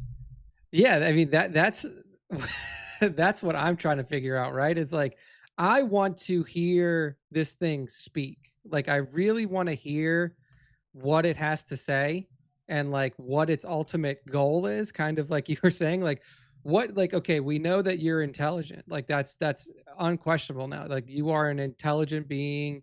You understand like high level math concepts, stuff like that. So what is the angle? Like what is your ultimate goal? Like was its goal the whole time to like actually be captured and then make its way to Earth and wreak havoc, do whatever it's going to do? Like was that its ultimate end goal? Because right now it is just really hard to try to track what this thing is ultimately trying to do. But yeah, if there is a season 2, I gotta have more eyeball. Yeah, I gotta have more Arthur eyeball. and I want to hear it talk. I want it in a human body. I want it to talk. I want it to talk shit. I want it to like a villain. If it's a villain, to lay out its master plan, something like that. I found the Teocellus to be one of the most. Okay, Nick's lost his ears, so I'll just talk to you all for a little bit. All right. The other thing, see if he gets his ears back. Well, the other thing I was going to bring up is Wendy. I think when she's talking to her brother, she talks about why she likes the aliens, and she says it's because they're honest. I found that to be a very interesting point. That she likes them because the aliens are honest, and then she followed that up, Nick, saying like she doesn't even know what or who she is anymore. She's not a little girl. She's not an adult. She's not a human. What is she? And I don't want to say I felt for her, but you could start to see why she has this relationship with the Xeno, why they hit it off. They're both kind of they're very honest, as she says, but they don't necessarily have a place on Earth. You know what I mean? They're not well, she's not a typical human, and clearly the xenomorph is nothing from the planet itself. So I thought that was interesting introspection on her part. I also like the line. I forget what, I think it might have been the dame when she's like, no, her brother said it's complicated. And she said, that is what powerless people say to make up for doing nothing. And I think that is a great mantra for everyone on this planet right freaking now. All right. Just think about that. When you just go, how much I can do, it's complicated. I can't do that, it's complicated. That is what powerless people say to make up for doing nothing. That is some good fucking writing right there, dude. That is some good shit. That's like that's what I'm saying with her is like she's gaining knowledge that like at an incredibly fast rate. Like just like it's actually pretty crazy how fast that character has matured over the time that she's like been in the show. So I am very interested to see like where ultimately she goes and what like how like what her end looks like, right? Because it seems like if there is a second season and we continue to push forward with this crew of people, like this crew of lost boys and kids and stuff, it's like what's their ultimate end goal? Like, I know that right now they probably don't have one. Their end goal is now we rule. Obviously, there's a lot for them to still learn and Survive understand about. Weyland-Yutani. Yeah, like honestly, there's just a lot that they don't understand about like doing like doing exactly what she said, like actually ruling and like actually being in charge and doing different things that they have never had to do before. So it's it's very intriguing to me to follow their story and see where they end up, because it is super interesting that now they're in, like, now what they're going to have to contend with is Utani, and they don't even really understand that No. in a real serious way. Like, I mean, clearly they probably know because they're tapped into the systems and they probably could hear the warnings and whatnot. But yeah, it's interesting. I mean, you and I, we had this season ending with a tactical nuke attack by yeah, Weyland-Yutani. That doesn't seem to be the case. They're getting boots on the ground because they still want their assets. And if there is a season 2, I think it still is all contained on Neverland for the most part. And it's probably going to start out a battle between Yutani and the hybrids, and who knows where it goes from there. But that's where all of the game pieces have been aligned, if you will. All right. Really, I as shitty as a person Boy Cavalier is, I still think he's a fun antagonist. I love the way he yeah, was kind of brought to life. I think I pissed myself line when he had the standoff with Wendy's dog and she sicked it on the soldiers and not him. And really, man, we finally, it was teased, I think episode 1 or 2 on Toodles, the plant alien kind of sniffing him out, but we finally got payoff on the plant alien, which escaped, hanging from the ceiling and sucked up the black security girl and just absolutely like dominated her upper torso. I mean, it crushed it or something. There was like blood literally being squoze out of her like an orange. Yeah, it was pretty wild to watch that scene, honestly. Like, that one was one where I was like, oh damn, like this, like that's some shit that you see in like uh like that movie Evolution. If you've ever seen that movie, just like these weird alien plants at some point like pop up and it's like, what the fuck is going on here? Yeah, that one was like, I don't think that there is any sentience or even relative intelligence. Like, that is just like a fucking prehistoric carnivorous plant that is kind of like the just flies, right? Like the yeah, flies we saw. I mean, they just exist to eat and procreate. yeah. But the way they eat is very violent. So Yeah, it's just super violent. I mean, it is. It really is. You could argue the same for Xenos, although now we've seen a different side of Xenos. I mean, if you know how to speak their language, they're pretty fucking cool. Like, I would love to have a xenomorph drone as a pet right now. Like, give me a break. Yeah, I mean, it's crazy to me too, how like the level of obedience they have towards Marcy, when ultimately, like, they don't know anything about her. They've just been exposed to her for the first time, and it's pretty wild to me that like there is this blind obedience that they hold for her. Yeah, I But mean yeah, the dude. big one, clearly she raised it, so I mean you could get Yeah. that imprint. But now the little one's out. It's like the big one's like, no, hey, her is queen. Her is queen. Yeah. Okay, Yeah. we follow her. She doesn't look like us. It doesn't matter. She speaks our dialect. That is our queen. So I can't, hopefully we get to see that relationship bud out. But I mean, honestly, if this is going to butt up to Ridley Scott's canon, we all know what's going to happen here. I mean, everything we've seen, every character we've met outside of Weyland-Yutani's are gone.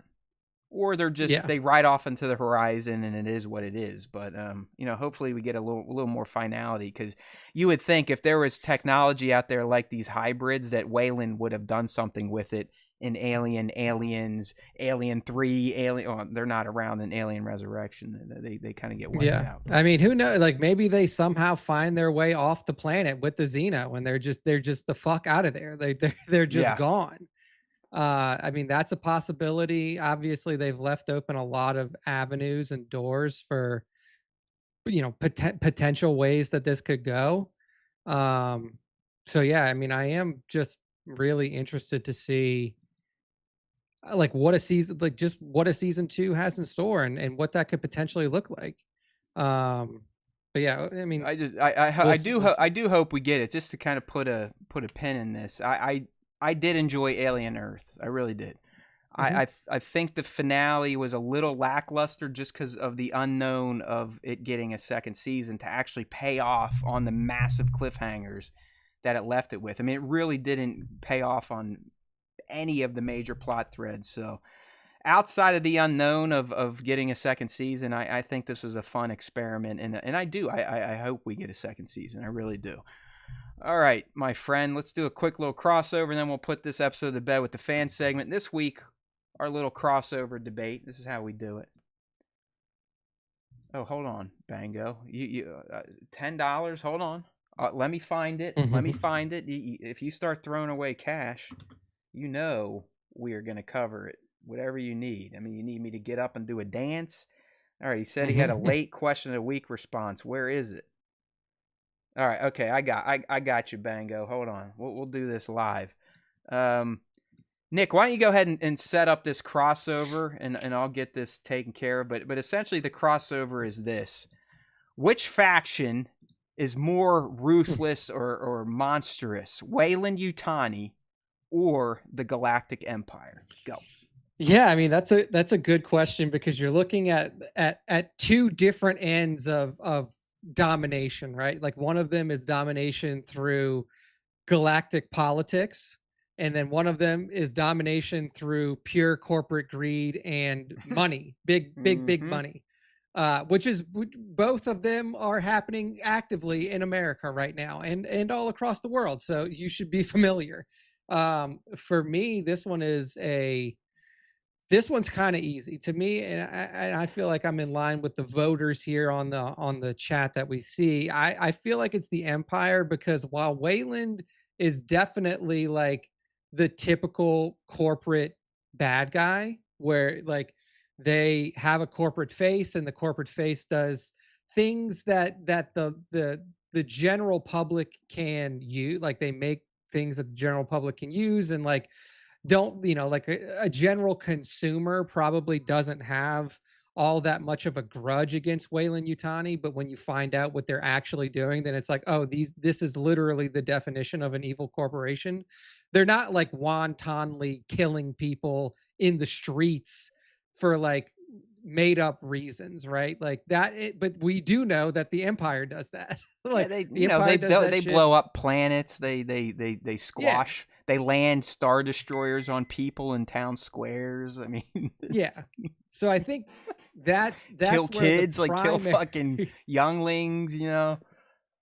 Yeah. So to me, that's where like the primary difference comes in, is just in the fact that like you as Weyland-Yutani, like you still have to have a public face that is like, okay, we're doing things to help you out, which in turn still like brings in money, and then they don't have to worry about like public facing crises or anything like that. Whereas the Empire, as we have seen over and over again, had literally just got to a point to where it's like, I don't give a fuck what you think, I don't give a fuck how you think. I don't really care what your thoughts are about my governing style. What all I care about is that I'm in power, and I'm going to assert my dominance in a way that is painful for everybody else. So that's for me why I feel like it's the Empire that is still the ultimate bad guy here, just because of the wanton bad shit that they do. Yeah. Like, they don't give a fuck. Yeah. I mean, listen, I would love to just be like, man, fuck corporation, anything. Weyland-Yutani, they're literally the government in the Alien franchise. They own parts of Earth. They own parts of other planets, and I think they set up in other galaxies or solar systems at least. So they are kind of like the Empire from a governing standpoint. But like Nick said, unless you, I mean, they do kind of keep their people beat down. If you go back and watch Alien Romulus, I mean, essentially they have planets where people are more or less indentured servants. They have to like serve time. They don't really even get paid. They have to like, oh, you've got 10 more years on your contract to mine this shitty planet that's going to kill you. So I mean, while they're not blowing you up with a you know a moon base, Yeah. and they're not coming through and killing your kids with lightsabers, they're still kind of turning you into a corporate slave where you're going to die making them money. But your point is it is what it is. I mean, it's hard to compare the Empire, which we know from day one just genocided places, killed kids, killed families, lit them on fire, broke their necks, dragged them through the street, you know, blow this planet up, blow that planet up. Hell, the Second Empire, the First Order, their whole fleet had planet blasting guns on them. So when it comes to monsterish or ruthlessness, I don't think it's real competition. I mean, and you made a very astute point. These two factions we're talking about, it's kind of planet Earth right now, where corporations have a very strong pull with the government, and the government can do things that, you know, maybe corporations don't want, the people definitely don't want. So while I hate corporations and many aspects of capitalism, I think the Empire is the real monster here. Hold on, Nick. We got a super chat from Divided saying the most epic outcome would be for Wendy and the Lost Boys to find a way off with their Xeno pets. Yes. I don't want any of the kids or these two Xenos to perish. I don't think that's going to be the case, but I guess you could argue that they just kind of, you know, end up somewhere in the galaxy where they're of no concern to Weyland-Yutani anymore. And Weyland-Yutani is like, you know what, we're gonna send the Nostromo to LV-426 to try to get us some more of these things to play with. All right. Okay, so here we go. Fan segment time. We do it every week, or who knows how we'll be doing it moving forward. We'll have to discuss offline. But to get involved, there's two methods. You can answer our question of the week, which we post on our socials, typically show day or a little bit before the show, depending on when we record. And you just got to respond to them, and we'll read your responses. And then we end with the top 5 Star Wars fan artist features that I chose this week. So we'll kind of see what those look like. All right, Nick, let's go ahead and get those questions humming right now. I'm getting the screen switched up. All right. Let's all right. Wasn't many responses, but Bango just came in with a late one, so make sure to get to his as well. I will definitely read Bango. So first up in the question of the week response, which is more Ruthless, Weyland, or the Empire, Phil says, between the younglings in Order 66 and how they handled things in Andor Season 2, I gotta say the Empire. I tend to agree with you there. And then while we're on it real quick, Phil said previously about the ending, he said, kind of silly in my opinion to finish with now we rule, but when we know all this has come to has to come to naught in the end. My response to that is that the kids don't know that. The characters don't know that. Like, the characters are in the moment. Like, the characters are living through this actively. So like, if you are like, if like right now, if there is a being that is watching us and they know that I die in 3 weeks, I get hit by a bus, and I'm like, oh man, I'm super excited for this trip. What is it going to say? Like, why would you even say that? You're going to die in 3 weeks. I don't know that. Wendy and everybody doesn't know that they're going to be, you know, that ultimately this all comes to naught. Phil, you're in trouble, bro. So you can't write your characters in a way where they know their own future. True. Is what I would say there. Is like that, like that now we rule part was the thing that made the most sense to me, because that was ultimately Wendy's goal, is to like get from underfoot and be able to live out on her own. So that was had to hit Phil with that one, but no, okay. That was Phil my thought on that. All right, next he has spoken. I have spoken. Next up, we got a few responses here. We got Veer Merlior that's given us just a GIF for the response of who is more brutal, the Empire or Weyland-Yutani, and it is Director Krennic overlooking the construction of the Death Star. So I assume that he is saying that it is indeed the Empire. Yes. League says Weyland-Yutani, hands down.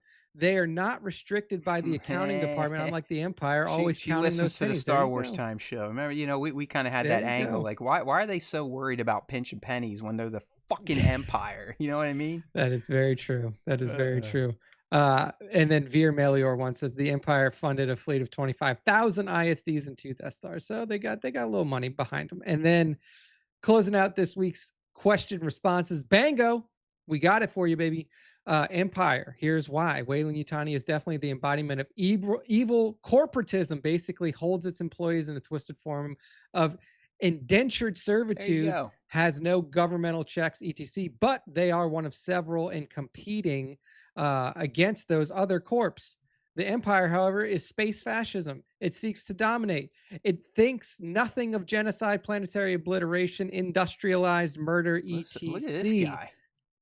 The depravity of the Empire exists on an entirely different level, from the sinister nature of Palpy down to the mid-level administrators to the little fish in the big pond imperial officers who rule their domains as many despots. The Empire is an immeasurable machine of evil. Very well said. Bango.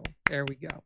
That was worth the $10, good sir. You could see why Bango is a writer. Bango wrote that very well. Let us pay you $10 for that well-written response. Yeah. All right, checks in. Very very well written. So thank you, Bango. Nick, you see our new emoji? All things Star Wars Time show. It's it's a little day late, $1 short. It's Darth Xeno. It's a Xeno with a Sith hood, with a Sith robe. I was like, is it a Xeno cat? It kind of looks like a Xeno cat because of the little tail, but yeah, it's a good one. It's a good one. Hold on. Bango is always brings clarity to the room. Let the record reflect I wrote that after a bottle of wine. That a boy. Hey, I don't know how he sucks down wine like that. That shit would make my brain dry up. I mean, anytime I drink wine, it feels like my brain is separating from my skull. Taylor is a wine drinker. Yeah. She can do that. Well, I mean, her family, they still live in Italy, right? So I mean, that's just kind of par for the course. Okay. That's their normal stuff. Yeah. But yes, again, thank you all for the question responses. We're now going to go on to all right, Nick, top 5. So Matt, you curated the top 5 this week. I have been fucking. It's all good. In it. I love when Bango's in the chat. I will say I love all our diehards, but when Bango comes here and he's a little sauced up, it's some vintage Star Wars Time show live stream chatting.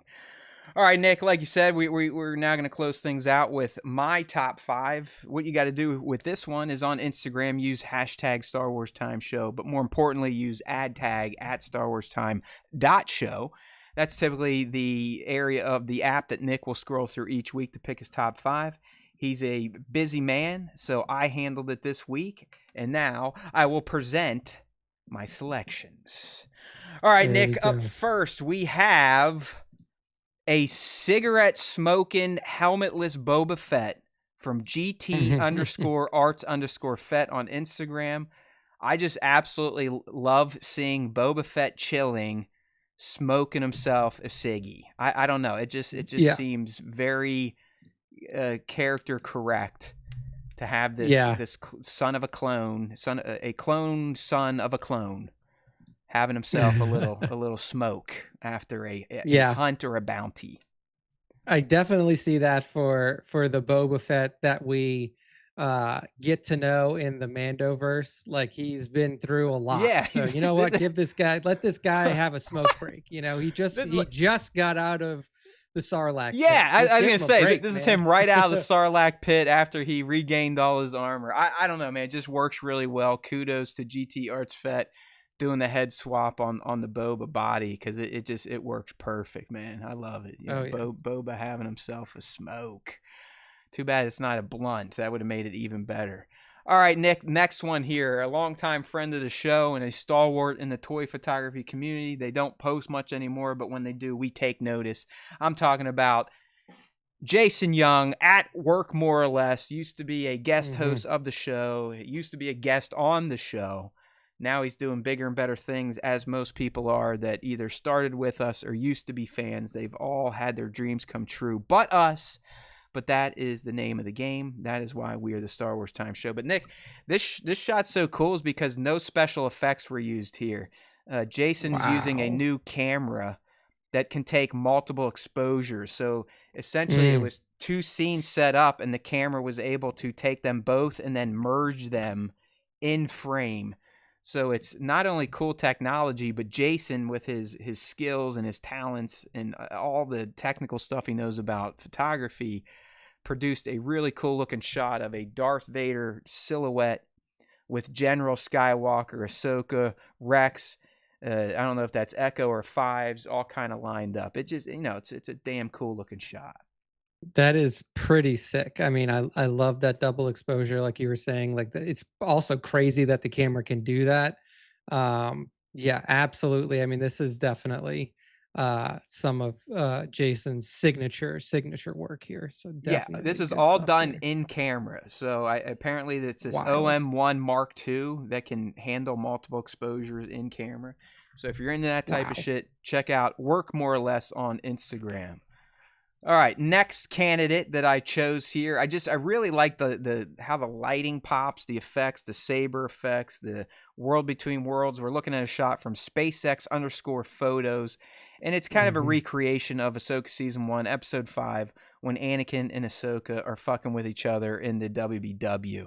Anakin he's kind of in his Lord Vader mode. His saber turns red. She's back, kind of getting beat down. Both her sabers up. This shot's just got some vibrancy to it, Nick. I love how the effects kind of pop, but it's also, posed very well. Yeah, I mean, I love the ground. Like, honestly, the most impressive thing to me is like the plane that they're standing on. Light bridge. It almost mirrors, the light bridge. Like, it's just a perfect mirror to what you saw in the show. I mean, everything that's done here is super impressive, especially the background work where you can see the other light bridges kind of circling around them, posing, like you said, just fantastic. I mean, this is definitely a top-notch shot here from Space Ace X. Photos. Yeah. Good post processing, but again, if you don't have the right poses and the setup and the eye for it, doesn't matter. So it doesn't take anything away from the total shot. All right, coming up next, we've had Karen Kolsch featured before. They're great at kind of humorous setups you would not expect, and this might be their best. We literally have this is awesome. Like this is another wall hanger in my opinion. Oh, excuse me. You know what I mean? Like you put this in doctor's office, dentist's office, your own office. People are going to have a conversation with you about this because we're essentially looking at a pit droid restroom, okay, pit droids from Star Wars. There's one droid taking a shit on a toilet, reading a novel. It looks like it might be about Darth Maul, maybe, who knows. Next to him, you got a trash can, you got what looks like a washer, but to his left, you have his compadre, another pit droid. Taking a fucking shower. It's just like, it's just another day at Pit Droid Central, checking in, one taking a dump, one getting cleaned. They're both getting ready to do some laundry. I just love this shit. I love when Star Wars toys are put in real life scenarios, such as using the bathroom. Yeah, I mean, this is fantastic. I agree with Bango on this one. This is a good bathroom picture if you are the type of person to put a picture in your bathroom. That's what Lee's saying. This belongs in the shitter. Yeah, like we actually have something similar. We have in a couple of our bathrooms, we have, and Taylor bought these. I did not. She bought these for me. One of them is Darth Vader sitting on the can, reading the newspaper. And then the other one is a stormtrooper standing at a urinal taking a leak. Hey, look at you! Look at you! We need to hit up Karen Kolsch to see if we can have a triumvirate in in your bathroom of Star Wars. Yeah, I got to get some more. We got to get some more. There we go. But no, this is great. Give them a follow. Karen KarinKoelsch on Instagram. They always have humorous posts. Very very fun account to check out. Okay, and the last one of the top 5. Coming from Toy Realms, all one word on Instagram. She is an expert at the smaller scale figures. That this scene we're looking at here, everyone, and young Nick, we've got 2 AT-STs, we've got stormtroopers, we've got tank commanders. It looks like there's some death troopers. There's explosions taking place. There's trench warfare. I mean, is this on Minbom? Who knows? It doesn't matter, but it's a great wartime scene featuring the 1/18 scale Star Wars figs from Toy Realms. Oh yeah, I mean this is absolutely fantastic. This is some stuff that I usually gravitate towards as well, as like these wartime photography shots, and I love the angle that he took at it too, like looking down the trench. You get to see side profiles of like you said, the AT-STs and all of the individual troopers as well. I would love to see this from different angles too, like I think like a shot from behind the figures, and then even like a front facing shot would be fantastic. Put it, hey too. Nick, no kidding, put it in Nano Banana and say, hey, give me the front angle and give me the back angle. I guarantee you it can do it. I guarantee, because I saw something where someone took like a pulled out map and then pointed an arrow at a section. It said, hey, show me what this looks like based on where the arrow is pointing, and it would recreate the location almost perfectly. So that's pretty crazy. You got some homework. He's got a lot of Nano Banana homework. I gave him some of my old toy pics to try to animate. Your stuff downloaded, so I'm gonna see if I can mess with those tonight. All right, excellent. If I can stay up late enough. And then yeah, man. I mean that is some cool looking stuff here on the top 5. All right. So hey, that's the end of the top 5. So Matt, go ahead and close us out. You got it, pal. Well, it's been fun with Alien Earth, but as all good things, it must come to an end. So if you weren't here for the top of the show, you're just tuning in now, we are not going to have anything next week. We're going to use next week to kind of start figuring out the new cadence of the show, which we know, but we got to plan what we're going to do for show 1, which is going to pre-record. So here's the deal moving forward. Next week, we're off. I'm hoping to do a long-form video I've been kind of sitting on curating for many months now. It's called The True Power of the Force. I know it's probably only going to be seen by 50 people, but I've already put in enough man hours. It needs to be produced at this point. So that's the goal next week. The week after that, we'll start the new cadence of the show. So if you weren't here, here's how it's going to go. That week on Monday, Nick and I are going to pre-record a show, so it's not going to be live. But what we're going to do after we record it, we're going to set it to instant premiere on Wednesday at 6 p.m. East on our channel.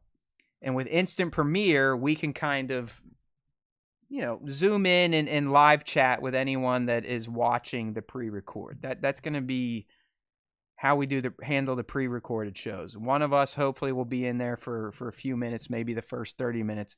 Who knows? Then the week after that, I'm going to do a live myself on a Wednesday. Okay, we're going to do this for a while to kind of see how this new cadence works for both of our personal lives. Because in the end, it's been made very clear that Nick and I, we're not going anywhere with this show. It's never going to bring us real revenue. It's never going to make us internet famous.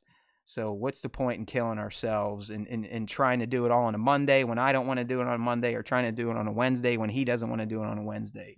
So we're going to try out this new cadence. So you're going to get 2 pre-records a month, 2 lives a month. Pre-records will instant premiere still on our live day on Wednesday. All right. So we want you all to stick with us. It could be fun. Who knows? The pre-records, it could become a whole different thing than what these lives were. But for now, and as Nick's schedule remains as it is, that's how we're moving forward with the Star Wars Time show. And you know what? No one should give up on us. There's always time for Star Wars Time, as you have learned over these many years we've been doing this. So keep listening, keep tuning in, keep looking for those long-form videos on YouTube. We're not going away. This is not goodbye. We're just going to kind of metamorphosis into something new, if you know what I mean. All right. So we shall say goodbye for our last regular live stream as a duo. Just for now. You never know. You never know. Nick's a happening dude. In another 6 months, he could have another job, and we could be back. But for now, This live, as it has existed since 2020, is coming to an end, and you are here for the final one. So you all should pat yourselves on the back. But don't you forget, there is always time for the Star Wars Time Show. And if you listen, watch, tune in to pre-records, the Force will be with you. Always.